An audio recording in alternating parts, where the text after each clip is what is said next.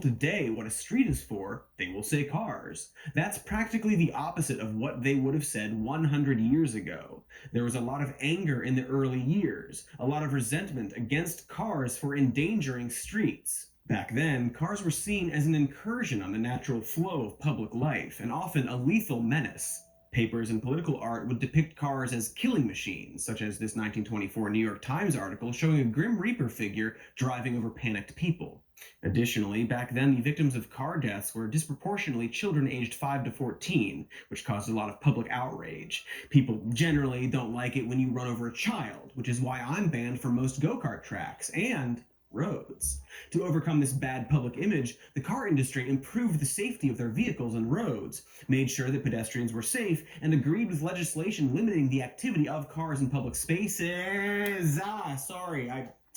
I have this weird brain thing where I say the thing I wish was true, but it's in fact the exact opposite of reality. I think it's some sort of coping mechanism and or parasite.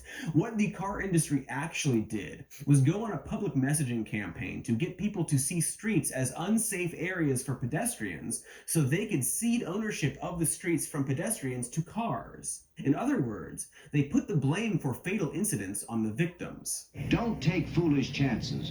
Don't jaywalk. Don't cross against a don't walk sign. You could be killed that way. Don't cross against a red light.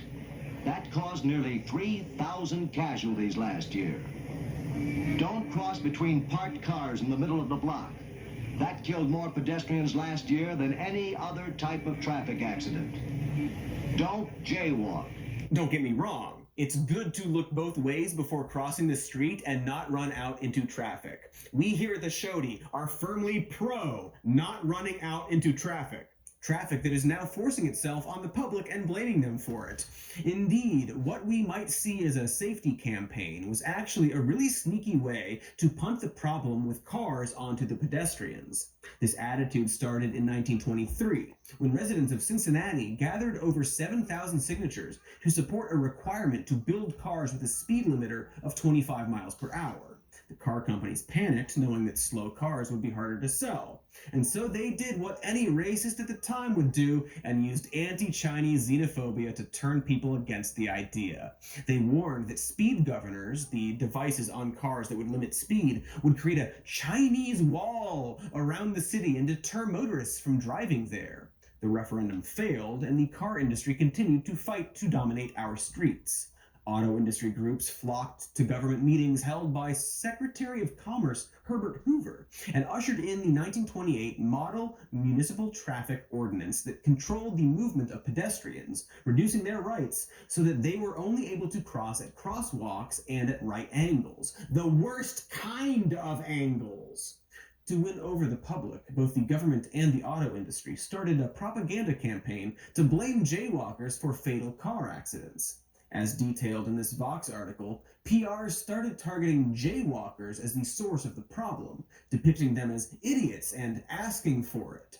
In 1924, there was a safety parade in New York that depicted a jaywalking clown who got repeatedly rammed by a slow-moving car. In fact, the entire etymology of the crime jaywalking was based on the insult jay, which meant hick, or a low-class non-city dweller. The concept of jaywalking and road danger was something taught to children, and auto clubs like AAA funded school safety programs. And again, this was all framed as a way to protect people, but cleverly got children used to the idea that streets were meant for cars, not humans. After all, if you're a human watching this, that seems like common sense. You were raised on endless PSAs telling you not to jaywalk and to look both ways and to fear roads. And we still do this today all over the world, as evidenced by this video from Russia. Когда для машин зажжется красный, а для пешеходов зеленый свет, можно переходить.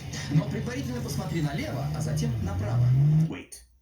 Why would the cars need crosswalks if the streets are also for cars? In the Cars universe version of Russia, do only some cars have the right to drive in streets? Is there an underclass of car serfs who are only allowed to use crosswalks? Why would there even be a fucking sidewalk to begin with, or traffic lights? We don't have traffic lights dictating when to walk at the mall. Also, are their tires their shoes? Because tires can pop and be replaced. So what other parts of them are considered their bodies, and what parts are clothes? Oh God, what if the tires are their fingernails?